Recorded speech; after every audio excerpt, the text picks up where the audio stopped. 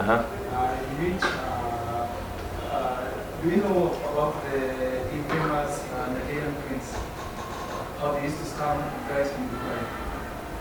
Yes, yeah. The flow was basically they lured you by sending you an email saying that you have an inheritance from your great grandfather. True. What you need to do is now to send the payment information of the banking system in the US. And then from there, the what's happening. I also came into one. There's this one wa Kenya mwenye anatumia a message a time like this, anatumia anakwambia anatuma message in involve hey Cynthia, hey I don't know Anita, this is my import code and my pin for the import. And then he waits for almost 4 hours, 5 hours, and then he texts late in the night, around 5 hours later, anatuma saa 3 hapo anasema, oh sorry, I've sent you the wrong message. Please keep this is secret, top notch information, keep it secret. Sasa hapo kwa mwisho kwa message chini anakwambia please don't share it. I will send you a token if you don't share it. Then ata reach out kesho asubuhi. Akwambia asante sana, import yangu ilibaki safe. Send me your bank details, I send you something so that you know. And then when you start following the person anakwambia ukituma your details anakwambia siji press 1 siji nini, and then by the time you realize anakwambia siji from Bank of Baroda. Such is happening. So it's okay. You right. Remember kutumia hiyo. True. So these attacks, apparently sisi blacks tume invest sana kwa physical attacks. The phishing is zina involve me, you sending me your bank details, me following you, passwords. Now the real money, if you know, this again what a blind stuff, so it's gonna record like it, but the real money is iko kwa the heart of computers, the kernel. If I mention the kernel, you know kernel ni ndio. So kuna nikiingia kwa room ni everybody I'm looking, kuna watu kwa simu, kuna laptop, sijona iOS, kuna watu Lenovo, Android, kuna iOS. But then I have a tip for you. So before I start my presentation, I want to walk you down we have like tuongee kidogo. So niko na hapa cable ili take time to invest in this. So it's type C peke yake. So you see, if we've been making a room, the gadgets I'm seeing more Windows, Linux, and then iOS. The iOS moja yes, niliona umeka hotspot yako iko on somebody's iPhone. You know what you turn on your hotspot? Lucky for you. So kuna 3 ways inaweza attack anybody in this room. One, naweza tumia physical, naweza come plug into something kwa laptop yako ikiwa off. It doesn't have to be online. It doesn't have to be on, just off. Second is I can try and locate, like nisome hiyo password yako, nione kama kama naweza cram or something. Thirdly, when you mash hotspot zao, kuna asante sana kwa mtu amenipatia hotspot sijaenda wapi. But then na kuna wengine wameacha Bluetooth zao on. Whatever I'm having here, hii ni let me close it first.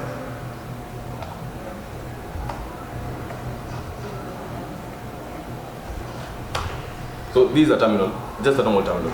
But then key command, you can run it in any Linux distro, and it will show you whatever is really happening for kernel. Sorry. So let me nafinya button to nimefinya Bluetooth, ni turn on Bluetooth yangu.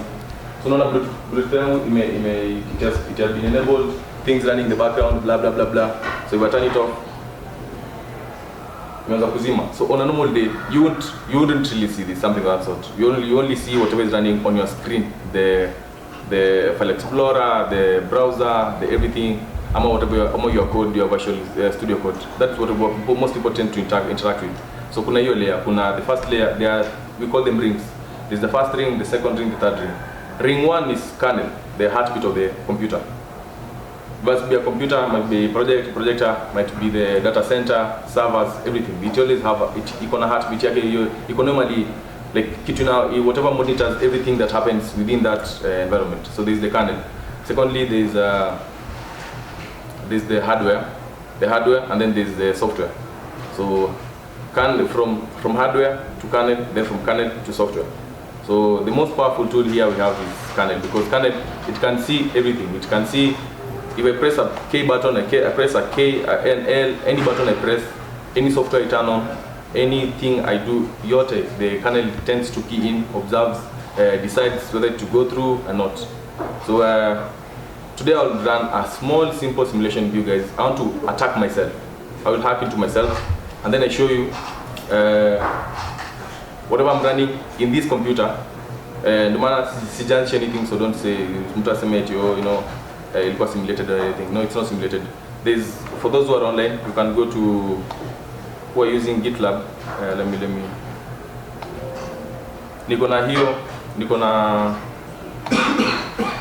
I thought maybe people would have come with their laptops or something. So kuna hii, sorry,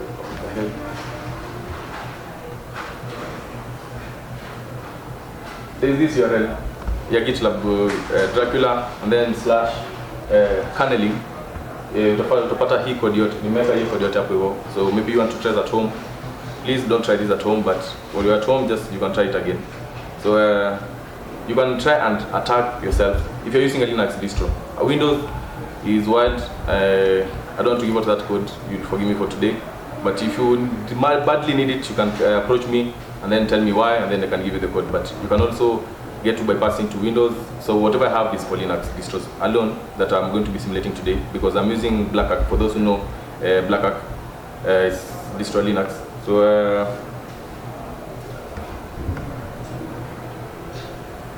again, my GitLab username ni Dracula, and then name of the repo ni kerneling. Allow me to draw that. So first, let me.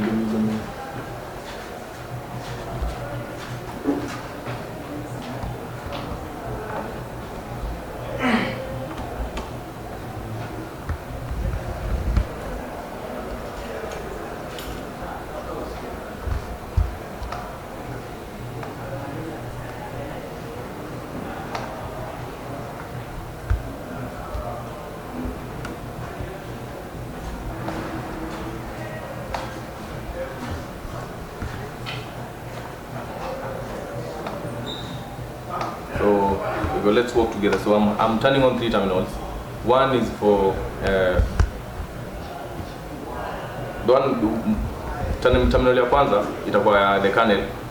Terminal ya pili itakuwa the attacker. After terminal ya tatu ni watchdog. Watchdog is, the people who from the word watchdog, like it tends to watch whatever is really happening, and then there will be a fourth one that is going to be killing everything that is really happening.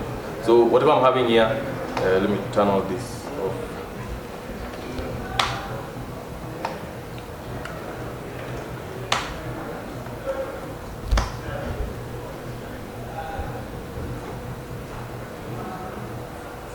Zoom.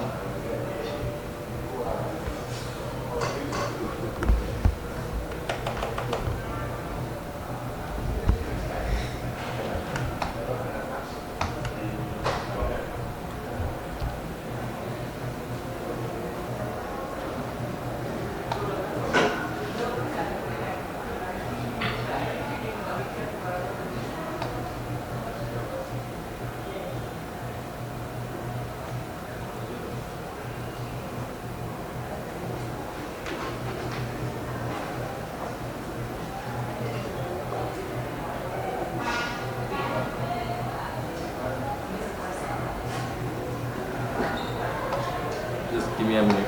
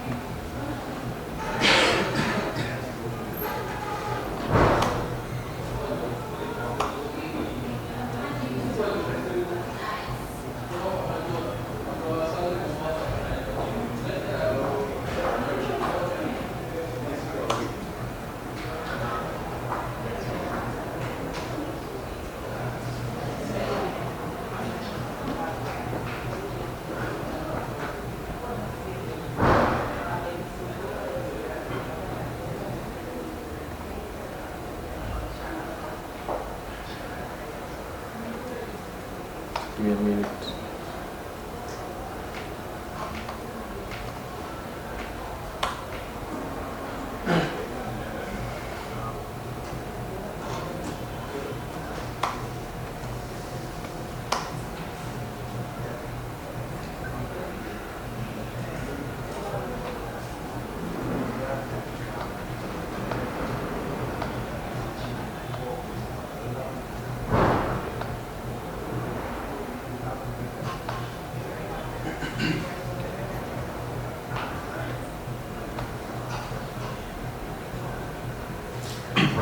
So what I have here is ni basic code ya C written in C. So kuna in the kernel, in the way of life of the kernel, there is something called syscall. Syscall is more functionality yenye inattend to syscall tables. Allocate every function that happens in the computer. Give out instructions here and there. Alert, gawa like ni kama tuseme project manager kwa room ama prefect kwa room, yani anachunga venye vitu zinafanyika kwa room. So there is this syscall table. So I'm writing here a code that is to communicate to the syscall so that I can attach it to everything in a kernel like I'm trying to attach something into every command it gives, so that whatever is happening, whatever it decides, I can tend to see it. Am I understood until there? Hello guys. So let me run it first. So I want to run niko na code start again ya ku attack, kuna defend na kuna watchdog. So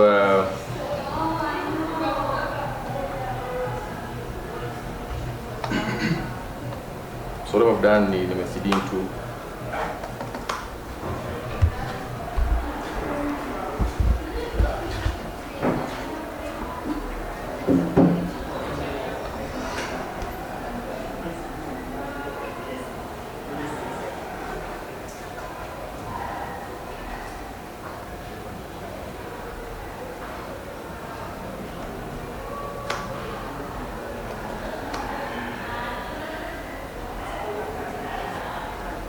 let me try and zoom in this one.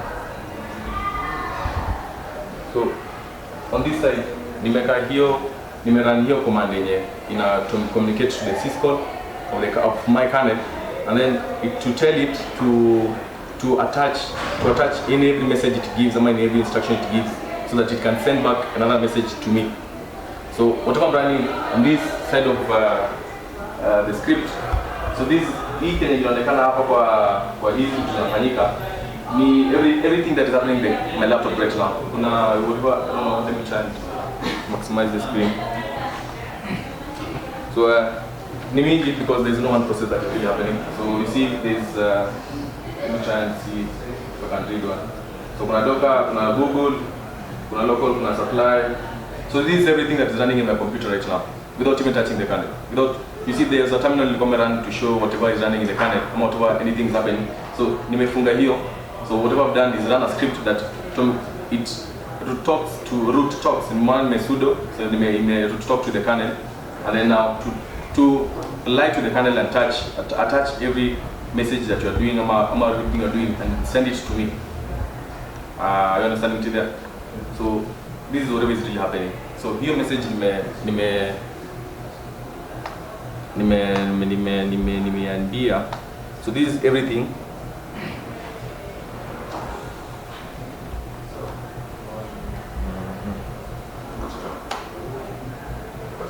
Yes. Okay, I don't know much about how the kernel works, but I do know about the two modes, the user mode and the kernel mode, right? So is that code running at the kernel mode or the user mode? User mode. Yes.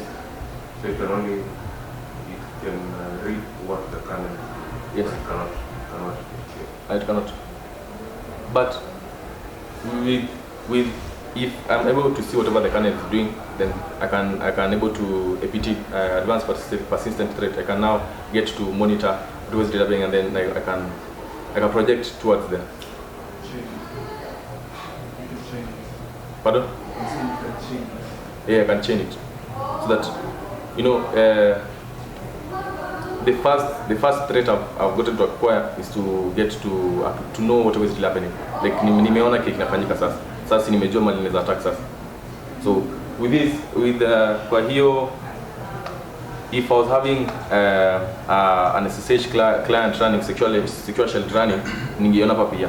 But for reason I'm having a kernel that is hardening it, so it's not really being seen here every time. Let me finish and then I can walk you through everything. So whatever I told it to, the message I was telling it to give me back is everything that's running. Hizo unaona process zote zina run ni hizi ziko hapa. Kuna from Intel core frequency to the sasa hapa pamoja kuna power, kuna video, kuna joydev, keys to all these functions running here. You understand until there? So let me now try and kill all of this.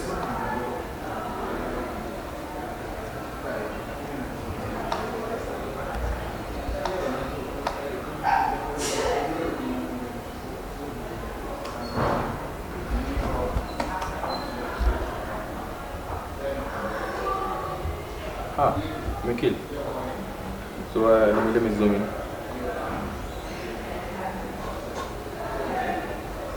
So within that code, kulikuwa na code ya tatu yenye ilikuwa na detect alafu na kill any message that has been unprivileged to talk to the kernel.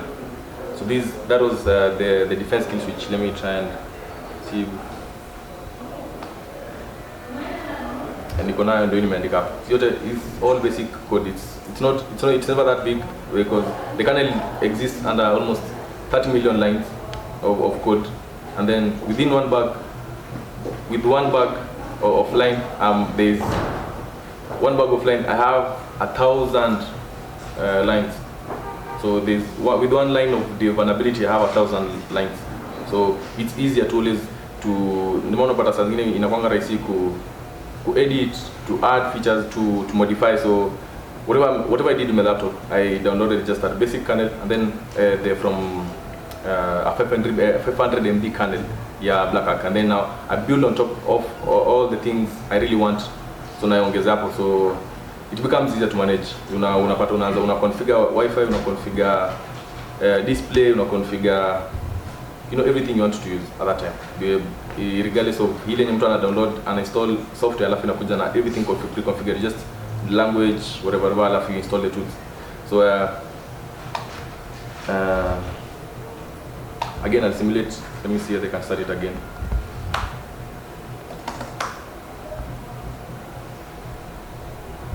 So whatever I've started from that side is a code that gets to talk to the kernel and tell it, in everything you're doing, tell me whatever is really happening and whatever you're really doing. And then to the watchdog is here. It tells me everything that I told the kernel to give me. NFT tables, syscall, the Intel, my laptop is Intel, so anything that is running on this part of the server, I'm seeing it here. And then now I can get to kill it. Be your any user. I've not touched the kernel. You can see on this side, image. Yes. It's okay. So this shell script that you're running on this side, is it killing that message, that thing you're asking from the syscall, or is it killing a process that syscall is controlling? It's killing any unauthorized access granted to the kernel. Okay.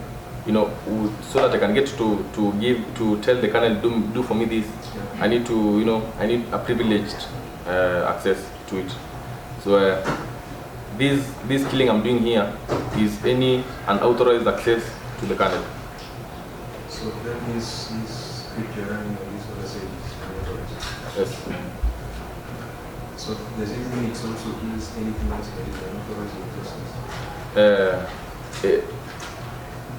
I had challenged for only eBPF. I don't know. Just give me a minute. I give you the name of. extended Berkeley packet filter, and EBPF. So this script was mainly channeled for that process, but I can get to show you whatever I have in my laptop that kills anything that is not really. Because of time, just a recap on everything is we have 3 rings in the life of a computer. One, we have the user, the normal applications in unaona maybe browser, Brave, nini. Second, we have the kernel, the hardware part of it, and then there's ring 1, ring 0 is ring 0, 1, 2. Sorry. So 0 is the kernel. The kernel is like more of the brain of the body. It can get to say this and like allocate everything, every function that's really happening here and there from every point of access. And then if I get access to a kernel of any software or maybe computer or maybe anything that is existing, if you get access to my brain, then you have access of my entire life, right? So that's how computers work. So here Daniel sema ya JSON, that was really, if you get to study into it, for me, out of 10, I would say that is just a 5 rate attack. It's not really that powerful. Banks, not really that powerful. But then hiyo nyamesema hiyo unapeana credentials. But the most powerful that really banks za Kenya, Equity, nini zinaangalianga inapanga the kernel level, because money moves in money moves in virtual state. See, kama na make sense, because the physical cash yenye mtu anapanga nayo, unajua Safaricom lazima ibonge na the Kenya Bank, alafu Kenya Bank ibonge na na vendor wake hiyo noti.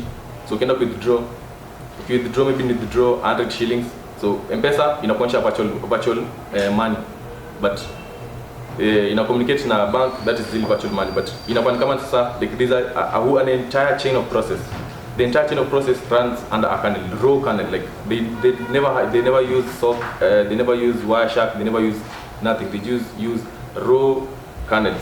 That is under data centers, under data pipelines, CI/CD.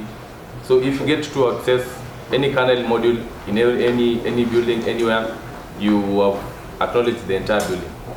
Sijui kama chief, yes. You said you downloaded the kernel, so yes. Is it also the resource or It's online. You can get the kernels, Linux kernels. You can get them online in the open source. So you can get them, and then you can get to build you want. So for me, let me try and show you my secrets. For right now, if I try and ping Google, says mini ghost.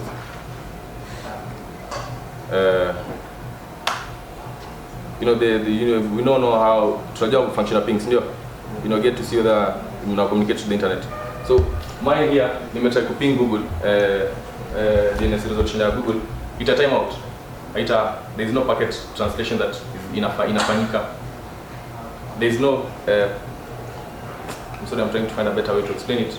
But in short, there is something called EDX, something, I don't know, something EDX. Yeah, nearly some appear juicy when I was trying to read into banks.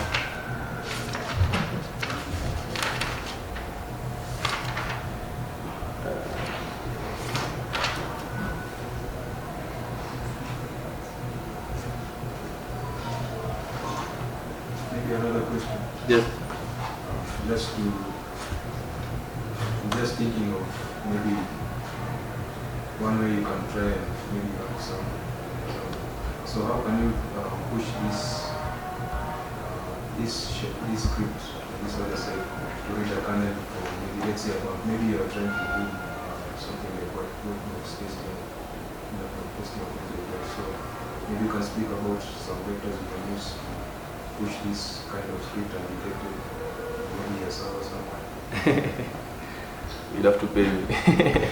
But anyway, I get what you're saying. He's asking how I can push this script to somebody, to like a target kernel. That is illegal information. But let me find a way to answer you better without answering you directly.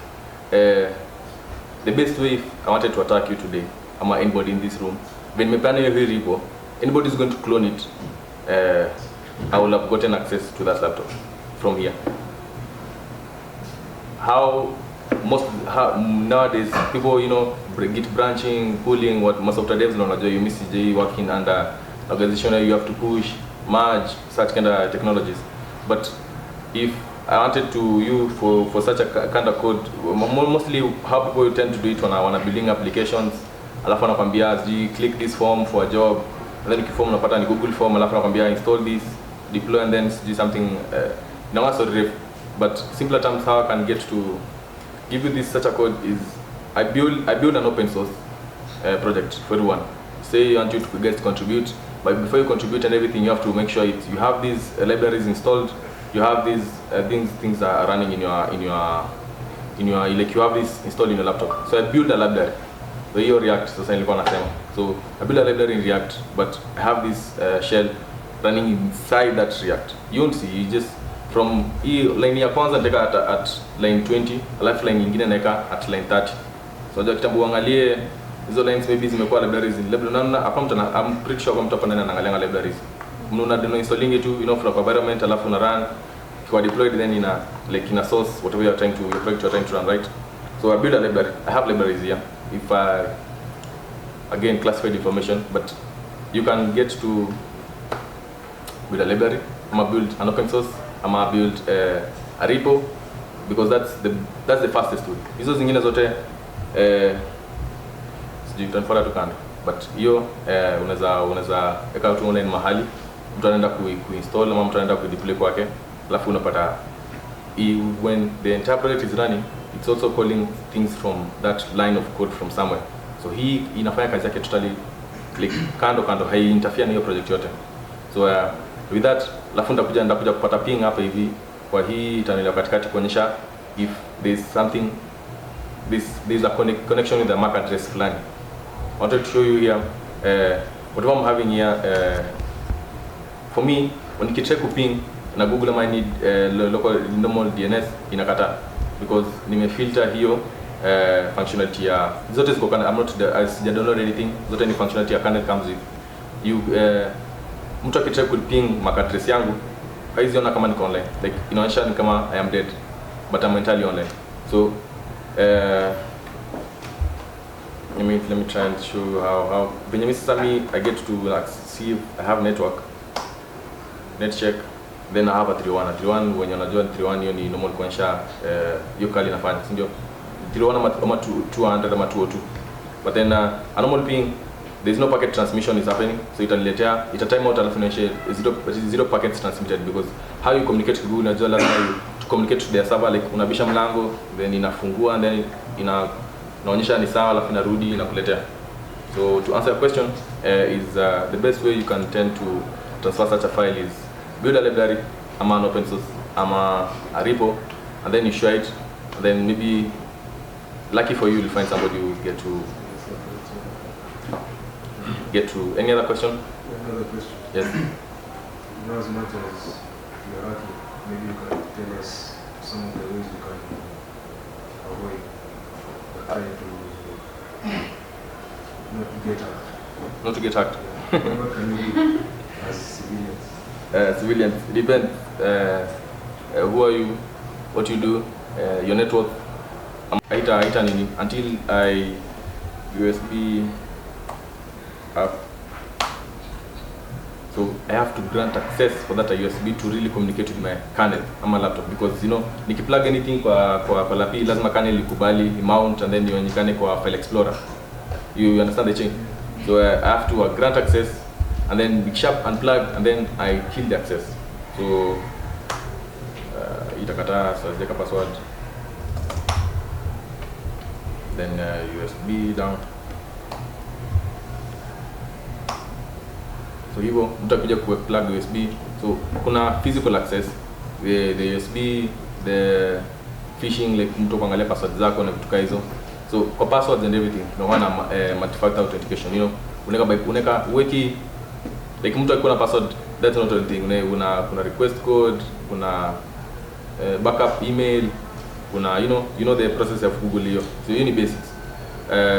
For such kind of methods mimi niko nazo hapa saa hizi. Let me see if I can throw the cat.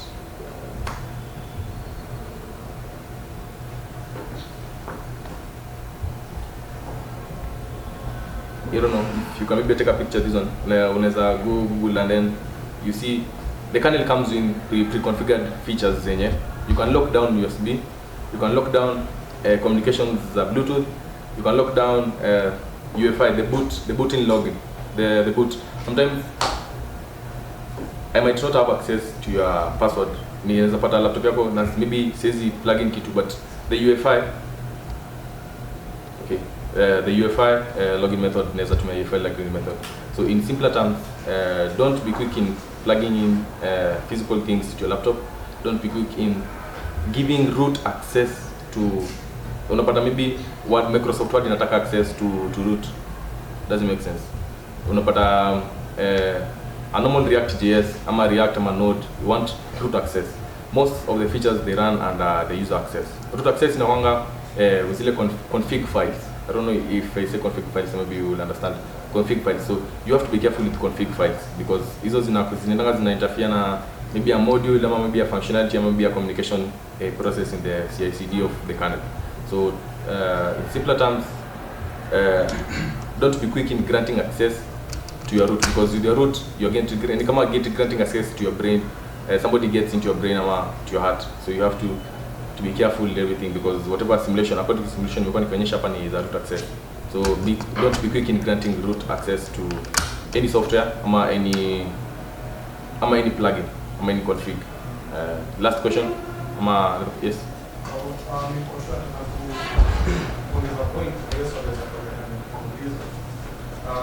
Sometimes you don't know what you can access. So someone tells you to run their code on your machine, and they say run for VM.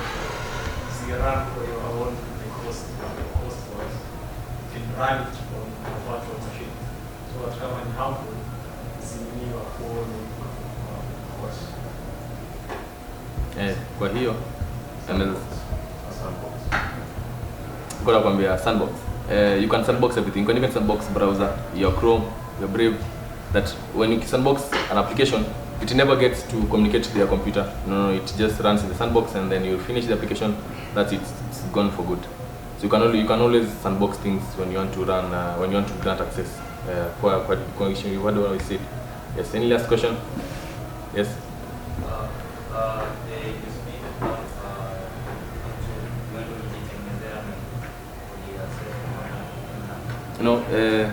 Inakujanga kama iko configured, you build your code and then you plant into it and then it does what you want.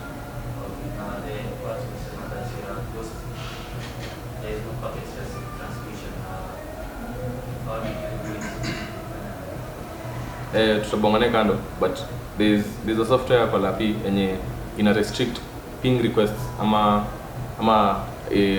iko under the NIC, the network interface card. Before any ping request wakes up the CPU, because you have to wake up the CPU and then the CPU agrees I'm online or something of that sort. Inakuwa killed down before transmission ifike kwa CPU. So there's a built-in functionality in the kernel, and then you turn it on, and then you wire it to your WLAN. Maybe you're using internet or maybe WLAN, so you can. So hapo una build a policy yenye any communications from outside, you kill them. So that's why when I try to ping, hayangu haendi through, but nikinet check inakubali. So pinging hiyo ina remove the packet transmission between any two servers or MAC addresses. But I can show you later on. But for now, I think that's it. Thank you.